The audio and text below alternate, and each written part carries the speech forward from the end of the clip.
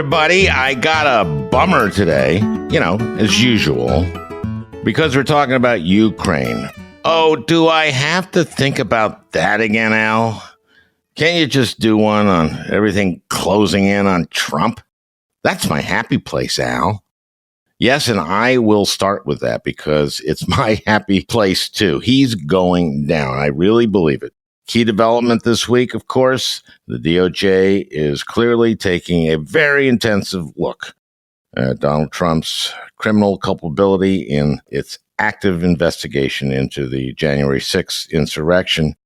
And, I've said all along that Trump is without a doubt guilty, beginning with the audio with Raffensperger. All I want is to find 11,780 votes. And if you don't do that, it's very dangerous for you, which I thought was so stupid on so many counts. First, just the idea that Raffensperger would actually do that.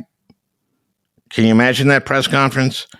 I'm Brad Raffensperger, Georgia Secretary of State, and we have a new count in the presidential election here in Georgia. The winner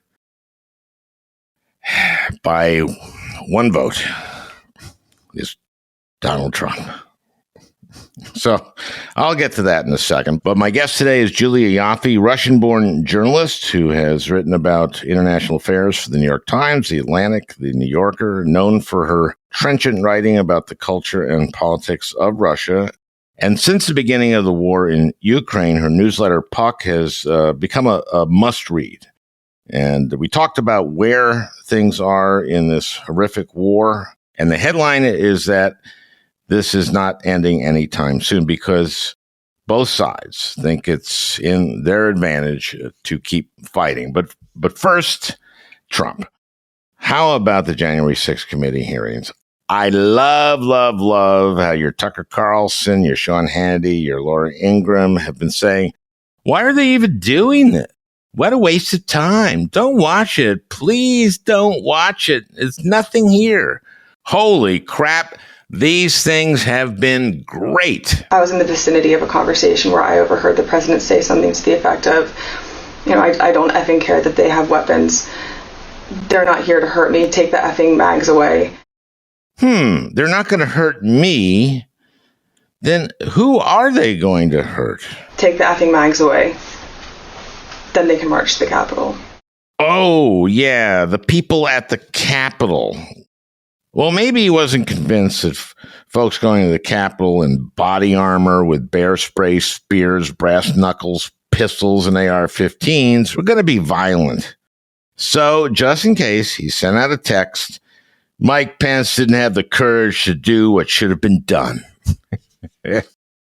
And Bill Barr and everyone else with any credibility told Trump that he had lost the election.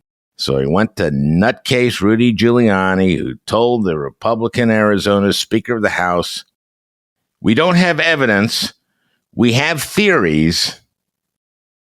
And I think inevitably the case against Trump is so open and shut that they will have to try him and he will be convicted, and then there will be violence.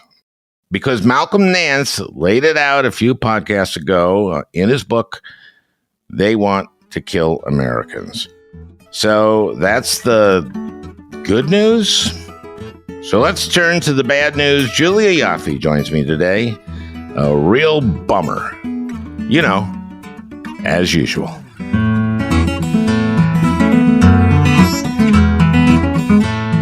Now, you were born in Russia.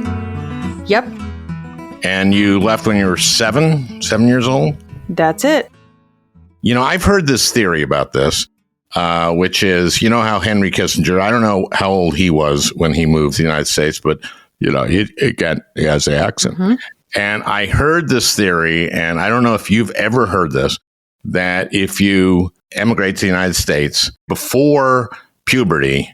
That's it. Yep. Is that it? Yeah. I've read this too, that this is like that your brain changes the way it acquires language at puberty, and that before puberty, you're still kind of a sponge and your brain learns language basically osmotically, right? And after puberty, you have to learn rules and grammar, and people have accents if they learn a new language after puberty. So, for example, in my family, my cousins, for example, immigrated 2 years after us. So I was 7. I don't think I have an accent, although some people, when I say, oh, yeah, I was born in Russia, some people will immediately say, oh, yeah, I do detect an accent. I'm like, no, you don't. No, you don't. You don't detect a fucking accent. Shut up. Yeah, the way you say fucking is just like everything. But my cousins arrived 2 years later, and my younger cousin was 9, and my older cousin was 12 and had already started puberty. And she has an accent, but my younger cousin does not. And they arrived at the exact same time. So QED. Wow. There's proof. There it is. Okay. Well, you have no accent. So I want to talk mainly about Ukraine today, because I think people, and you write about this, have a short attention span in this country and are concerned with a lot of other things. And people have stopped following it, and New York Times has stopped writing about it as much. Let's start with, where is it now? I mean, we've seen the Russians have gains in the east. Where is it? Tell me where we are. Well, unfortunately, it's still there. The fighting is still happening. It seems to have kind of slowed down a bit. It seems like the Russians have hit pause, either because they're regrouping so that they can keep going, or because the HIMARS that the Ukrainian army now has, courtesy of U.S. taxpayers, are pounding Russian supply lines behind them. These are kind of longer range missiles that we won't go into Russian territory, but we can go all the way to the edge of it, right? Right. And we can knock out their stuff. And yeah, they're pretty powerful, and they're having quite an impact. When did those arrive? Oh, you're putting me on the spot here. I don't know exactly, but quite recently, and they've already had this month, and they've already had an impact. So the Russians have taken basically all of the Luhansk region, which used to be home to a little nub called the Luhansk People's Republic, this so-called separatist republic, which was one of the 2 separatist republics that Vladimir Putin recognized back in February, and Donbass was the pretext. Yeah. And then there was the Donetsk People's Republic, and this was the pretext under which he invaded Ukraine on February 24th. He said that we're going to help these republics, and we're going to liberate these republics in the areas that they have declared to be their area, which was the entirety of the Ukrainian Luhansk region and the Ukrainian Donetsk region. They've gotten most of Luhansk. They've gotten a big chunk of the Donetsk region, but not all of it.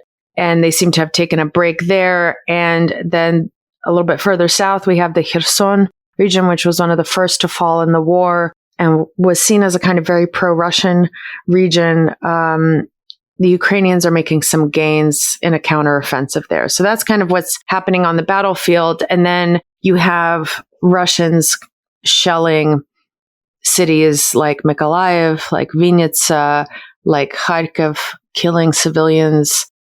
How many civilians have the Russians killed? We don't know. There's not a reliable count, but probably tens of thousands at this point. Mm-hmm.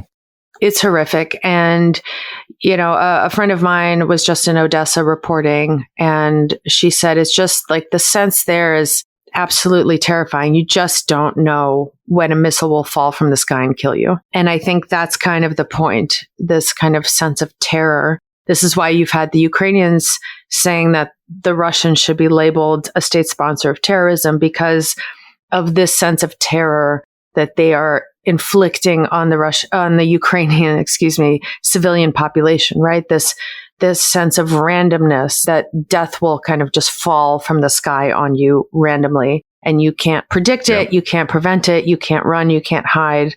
It will just come for you randomly. And I think that's very terrifying for Ukrainians there. But, you look at Kyiv, life seems to be returning to normal as much as it can. People are starting to go out again, even though parts of Kyiv will randomly come under shelling. People are trying to live their lives. Why haven't they hit where Zelensky holds court, and why haven't they hit that? Is that deliberate? I mean, they can target this stuff, right? Maybe not. They haven't been very good at targeting stuff. They keep missing. They're not very good. I mean, I think one of the one of the biggest lessons we've learned from this is that the Russians aren't very good. And we've learned this. This is the lesson I want to keep accentuating for Americans over the last 10 years.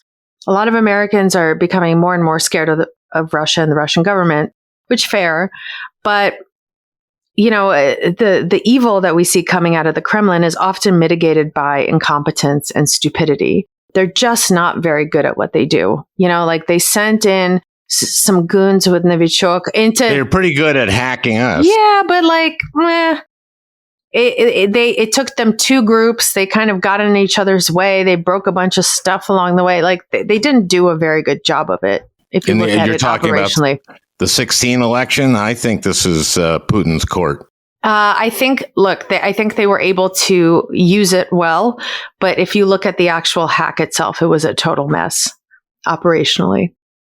Like what they're doing is really bad shit, but they often trip over themselves. So like they sent two goons into Salisbury, England to kill this former FSB agent, Sergei Skripal, and they didn't kill him. They killed a random British woman by accident. Right? They poisoned him. They nearly killed him, but they didn't get the job done. I mean, they've destroyed a good chunk of Ukraine. They've killed tens of thousands of Ukrainian civilians and soldiers. Well, that's just evil. Yeah, right? Like it's horrible. Yeah, no, it is evil. I'm not saying that it's not. They do a lot of damage and a lot of harm, but there is also a lot of incompetence and stupidity wrapped up in it. And that is to your question of why they haven't hit the presidential, administration is one possibility is that they can't.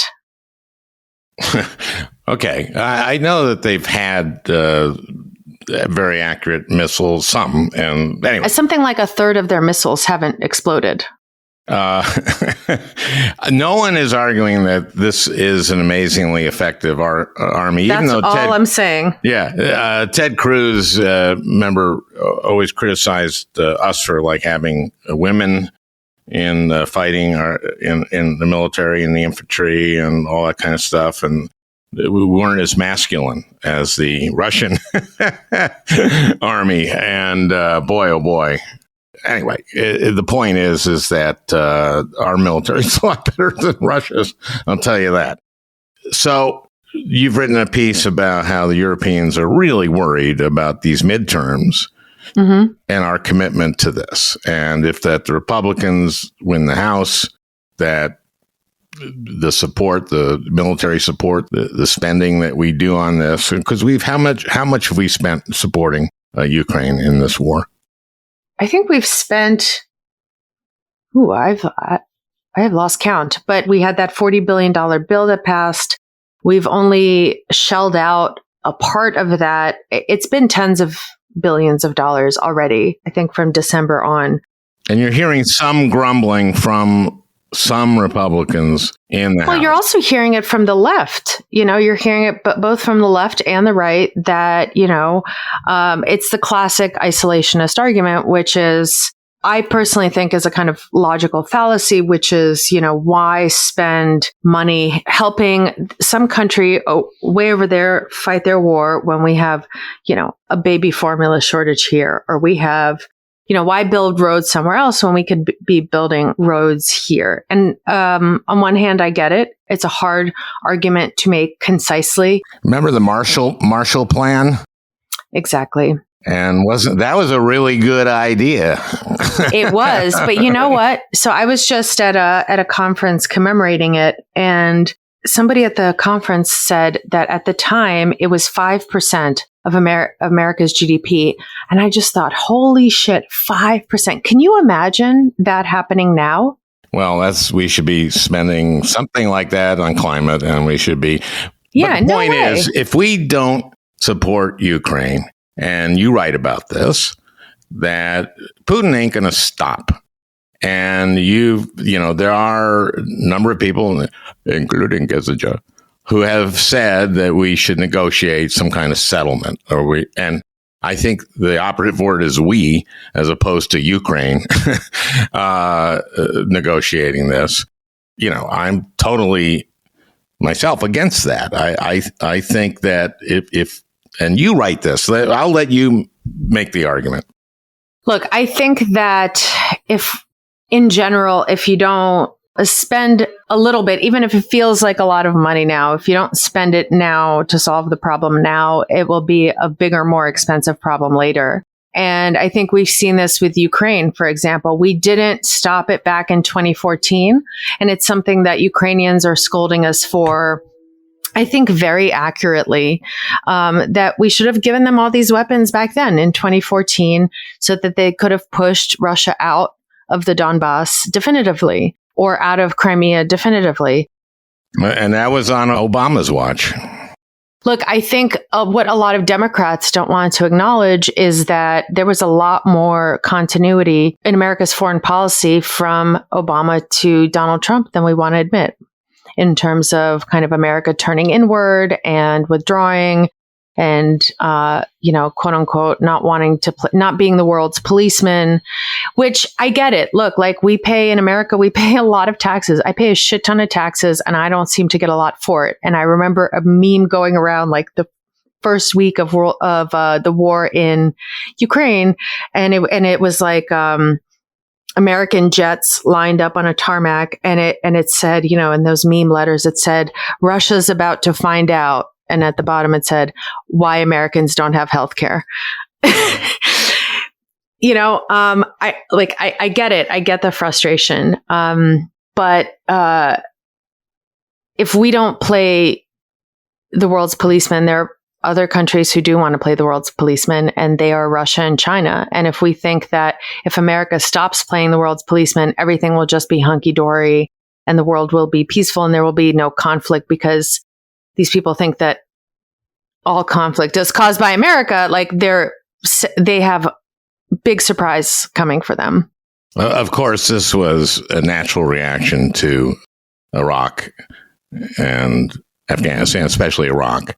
And of course, but there are things that precede Iraq, right? I think what happens in Vietnam, but also World War II and the Cold War and the occupation of half of Europe by the Soviet Union and World War I and a big complicated history. And what I'm saying is that I'm with you, by the way. Yeah. No, I get it. I just think that like what our disadvantage politically, and it's not one that Russia and China have, is that our memory cache seems to clean itself out like once a decade. And our memory of foreign policy seems to start in 2003 now, whereas it doesn't for Russia and China. They have a much longer term view, both forward and backwards.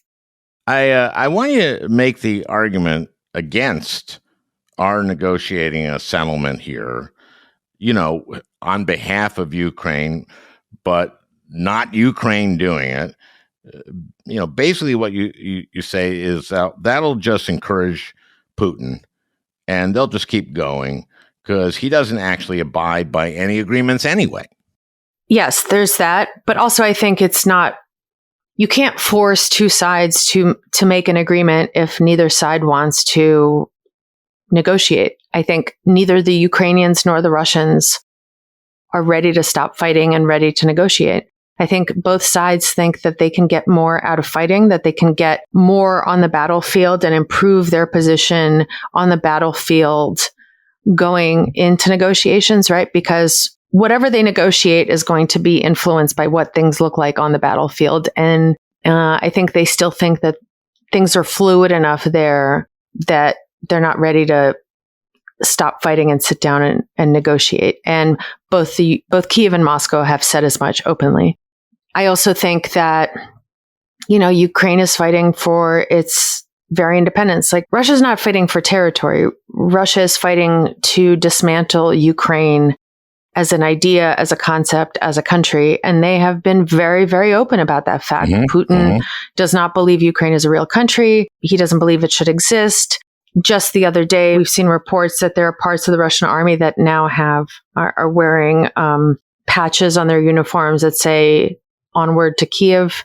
they're not done, and they're not going to stop in the Donbass. So I don't think we're ready for a settlement because the two sides aren't ready for a settlement. And because the Ukrainians are fighting for their very existence, I think we should kind of follow their lead on that, if that makes sense, because it's existential for them.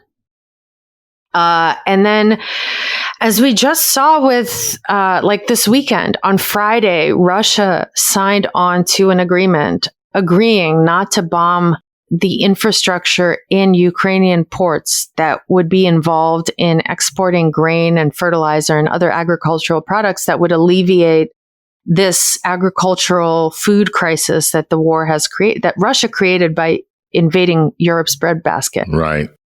And then less than 24 hours later, they bombed Odessa, which is the biggest port, and the biggest port that would be involved in exporting this grain. And then, and then they argued a technicality and said, well, actually, we bombed a military object there and not a grain related object there. But it's like, okay, sure. But how safe are people going to feel, moving grain in and out of a port where you're going to be, given your accuracy issues, if you're bombing this port? And to me, it just showed, it was just such a big fuck you, honestly. It was such a big fuck you. It was like, we're Russia. We can do whatever the fuck we want.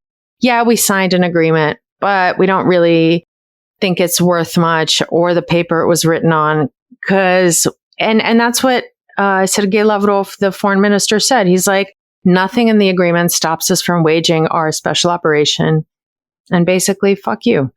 And that's what it means to negotiate with somebody like him. I was just at the Aspen Security Forum last week, and I was talking to my old friend and former boss and mentor, Susan Glasser, who has also been a Russia watcher for a long time. She and her husband, Peter Baker, were based in Moscow for the Washington Post from 2000 to 2005. And Susan made an amazing point. She was like, look, I've been racking my brain, and I've been thinking back to 1999 when Putin came into office, and I've been trying to think of a single time that Putin took an off-ramp and de-escalated. And I cannot think of a single time, because every single time there was an off-ramp, he just floored it past the exit. And I don't know how you negotiate with somebody like that. And, I've sort of been hoping that one day we'll find out that, one of the generals came in and shot him or something. But I guess. Well, can I put a bullet in that theory? I'm so sorry, but the problem with this war is that, there are so many problems with this war, but one of the problems is that, having started it, Putin created a faction that maybe didn't exist before, because people, I think, even in the army, didn't know that the war was going to happen. Like, a few people knew that this war was going to happen, and they were very close to Putin. And then he gave the orders to a shocked military that then carried them out. But now that it's 6 months in, there is a very strong contingent, both in the military and in the, security services like the GRU and the FSB, who think, having started it, we should just fucking finish it. And we shouldn't dilly-dally and wear kid gloves. We should level Kiev. We should go all out and finish the thing, and not play nice with the Ukrainians, because that's how they see what's happening there, and just finish it off quickly and get it done. You have members of the military openly, and you have Ramzan Kadyrov, the head of Chechnya, who's a terrifying dude who heads some of the most scariest, most heavily armed people inside Russia who are now fighting in Ukraine. Some really powerful, scary, heavily armed people are openly arguing with Putin and saying, why are we dilly-dallying, dragging our feet? Yeah, why are we dragging our feet? So he's created a contingent of people who actually make him look like the moderate. And again, having just come back from this conference, I had an opportunity to speak to people there, and I was speaking on the sidelines with the head of Estonian intelligence.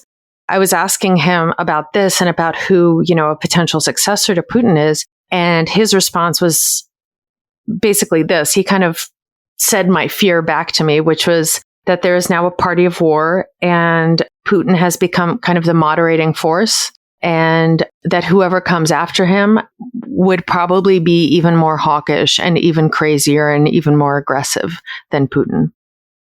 You listen to the Al Franken podcast, which always cheers up my listeners. Hey, that's a big oi. Yeah. Don't start wars. That's the problem. It's like once they start, all kinds of unintended consequences follow. Why didn't you say that to Putin, Julia? I said it publicly for a long time. Don't start wars. Yeah, I did try to send him a singing telegram that said, make love, not war, but he didn't accept. Oh. So the Europeans are really worried about these midterms, right? That's right. Look, we've been yo-yoing back and forth basically for the last 20 years, going from administration to administration in a way that America hadn't before. Foreign policy was never fully bipartisan, but there was much more of a middle ground consensus before, I think, Iraq. And so this kind of yo-yoing has given, especially after 2016 with Trump, has given the Europeans a lot of whiplash and has really undermined their trust in us and their faith in us. And they don't know now that, they're like, great, Biden's great. And we trust him and the people around him. And they're all professionals who are sane and know what they're talking about. But we don't know who's coming in the midterms and who's going to run Congress. And if it's going to be a bunch of MAGA yo-yos who are not going to want to fund Ukraine, who are going to try kneecapping NATO again. And if in 2024, either Trump wins or somebody like Trump wins and starts not just kneecapping NATO, but playing footsie with Putin and says, you know what? Let's force Ukraine into a settlement. Let's force Ukraine to give up territory. Basically taking the Tucker Carlson line, which is Ukraine is a corrupt fascist regime and our natural ally is Russia because they're white and Christian and we like big powers. So, why are we supporting the Ukrainians anyway? And that would leave Europe kind of sandwiched between fascists on both sides. So they're really nervous. They know that they have this little pause right now. They don't know what's coming next. And they're realizing that they have to rely more on themselves and that they can't really count on us. Tucker said that thing about Democrats say we should hate Putin. But why? I mean, he hasn't called me a racist. He hasn't sent our middle-class jobs to Russia. He hasn't tried to cancel Christmas. And you know what?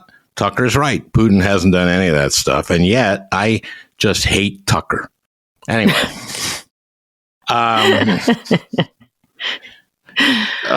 Okay, so let's hope we win the midterm. That's my message to the listeners. Do everything we can to win these midterms. But and the Europeans have a right to be very nervous about us. And yeah. So you written a piece about Brittany Griner recently, right? Mm-hmm. Mm-hmm. So again, Russia. In the piece, you're saying that because they have zero tolerance on drugs, and but also they have almost 0% acquitting anyone of anything, right? Correct.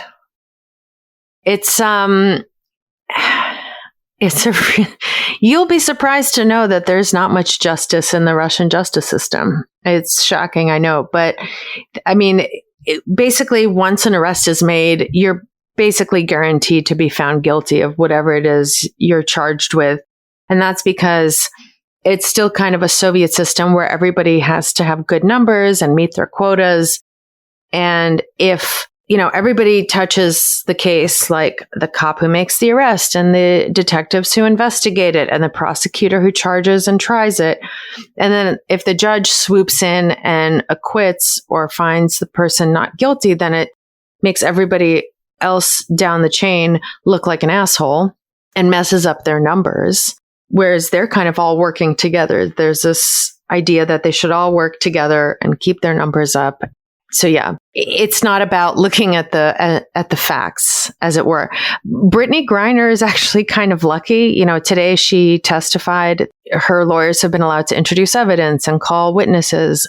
10 years ago, I covered the Pussy Riot trial. They weren't allowed to call a single witness in their own defense. So Brittany has it pretty good.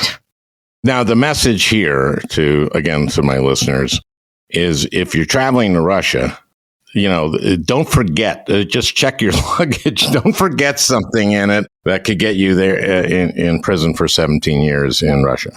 Here's the thing. As somebody who travels a lot, as somebody who has spent time living in and traveling to Russia, I know that as an American, and I lived there at the height of the reset when things were, Moscow and Washington were really trying to work together and have a good relationship. But even then, I was aware that as an American, as a journalist, I had to be super careful to not give the Russians ammunition, and that it was a zero tolerance drug country, and that there were Americans in Russian jails doing a lot of time for drugs, and there wasn't a whole lot the American embassy can do for them. And in general, I think a lot of this uproar over Brittany Griner is like, there's an aspect to it that it feels very American. That's like as if all Americans traveling anywhere in the world should have diplomatic immunity, if that makes sense. Mm-hmm. Like that if you go to another country and you break the law, but if you're an American celebrity, the American government should just do everything and give up anything necessary to get you out of jail. That's my position, by the way. I think it's kind of strange. But on the other hand, I do feel awful for Brittany Griner. She was arrested a week before the invasion. And now there is not just a bad relationship, there is no relationship between Washington and Moscow. She is an American, which makes her extremely vulnerable to violence in prison, to discrimination. She is Black. She is gay. She is tall as shit. No matter what happens, she's going to be found guilty. Even if a deal is struck, she is going to serve some of her sentence. And she sticks out. The Russian penal system is horrific. It is horrific. It is still some of the same prisons, some of the same penal colonies that made up the Gulag, and they have been updated just a little bit. And to be an American who is 25 feet tall and Black and gay in that situation, who, by the way, does not speak Russian and cannot navigate the system, it just sounds like an absolute waking nightmare. And I wouldn't wish that on anybody. Now, by the way, she plays in the league in Russia, right? Yeah, but she doesn't speak Russian. Yeah. No, I know that. But what I'm saying is people have to understand why she's there, right? She's there because they pay women athletes more in Russia to play. Well, basketball. Yeah, she made 3 times as much playing in Yekaterinburg in Siberia than she did playing in Phoenix.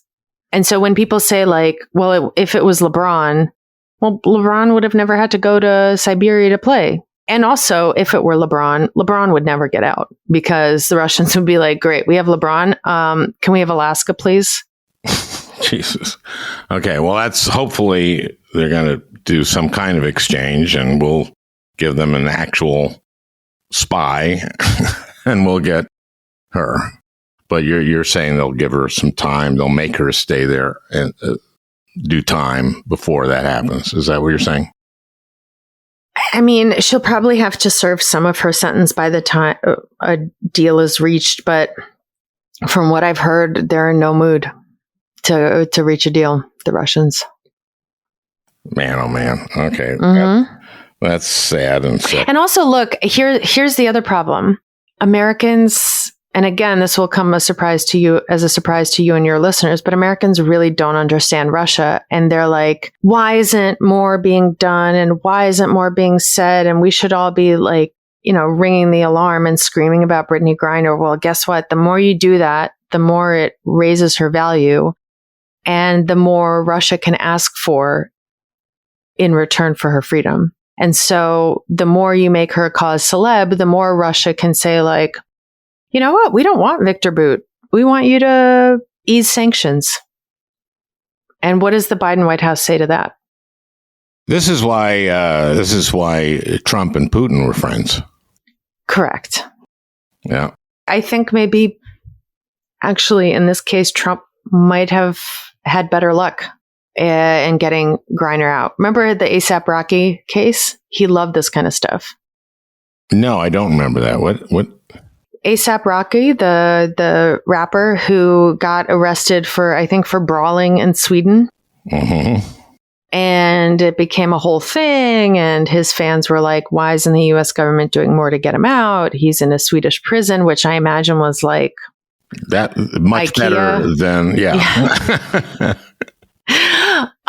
much better than a Russian prison. And Trump, I mean, obviously it's much easier to make a deal with Sweden than with Russia, just a little bit. But he loves making, he loves celebrities. B, he loves making these kinds of deals, and he made a big thing out of it. He doesn't love black people, as we know, but he made a big to-do out of the swap. So I don't know. That was one of the big to-dos that I missed, because there's so many big to-dos, like 3 every day. Only 3 every day? It was like 3 an hour. Yeah. Which is why you can't remember any of them. I mean, correct. Remember the time he tried to buy Greenland? I do. That I remember. That was a good one. You looked at a map and it was very big. Yeah. And green. Yeah, well, Ron Johnson, don't get Ron Johnson started on that. He's proved that the planet hasn't warmed because Greenland evidently was green, you see. And now it's almost all covered with ice. So therefore, don't get me started. Okay. So Jesus Christ, this is, I'm a little depressed about this, but I can't, I mean, this is so horrific. I mean, if you want to talk, it's never good news with Russia. This is the thing. And then people are like, why are you so depressing? And I'm like, I'm just telling you it's just the nature of the subject. They're just, it's not a good time. Well, let's cheer us up. How's China doing? How are we doing with China? They're pretty mad. What are they so mad about now? Have we accused them of genocide? Are they mad at that? They're mad at that. They're mad that Biden Beetlejuiced the kind of one China policy that he said that the U.S. would come to Taiwan's aid militarily if China attacked. They're pretty mad about that. They're mad that Nancy Pelosi is thinking of visiting Taiwan. And today we just got news that the Pentagon is updating some military plans and putting the military on alert in case Pelosi does go visit Taiwan and it kicks some stuff off. So that's good. I mean, things are not looking good. The people I talk to are telling me that things are good in the sense that because the war in Ukraine has kind of put some time on the clock vis-a-vis Taiwan and China. Like that they were going to make a move earlier, but now they're seeing how badly things are going for Russia in Ukraine, and they're kind of recalculating a little bit. What a nightmare. What do we do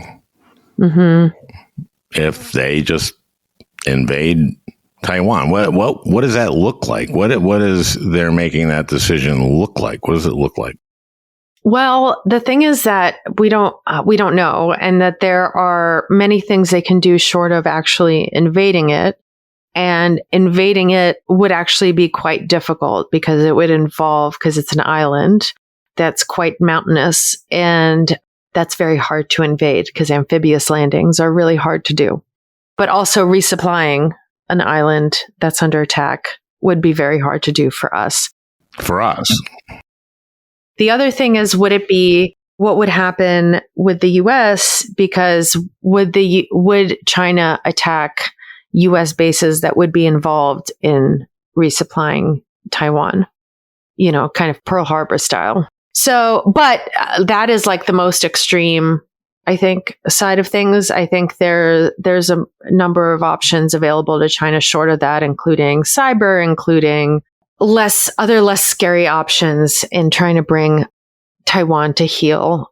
They've been talking, again at this at the Aspen Security Forum, the Chinese ambassador to the U.S.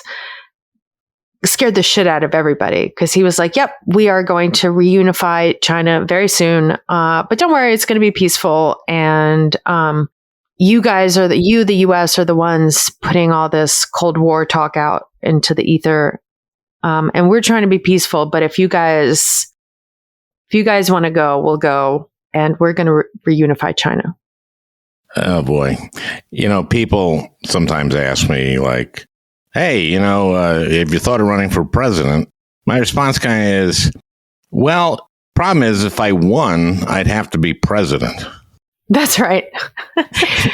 Yeah, I mean, I would say if you want to be president, I'd wait till after the nuclear holocaust because there'd be just fewer people to rule and just logistically less complicated. Yeah, but it would be sad.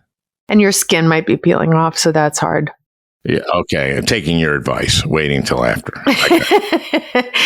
Yeah, but anyway, back to the fun stuff. The problem is that both China's clearly itching for a fight with the U.S. and really wants to kind of have it out and settle this shit once and for all.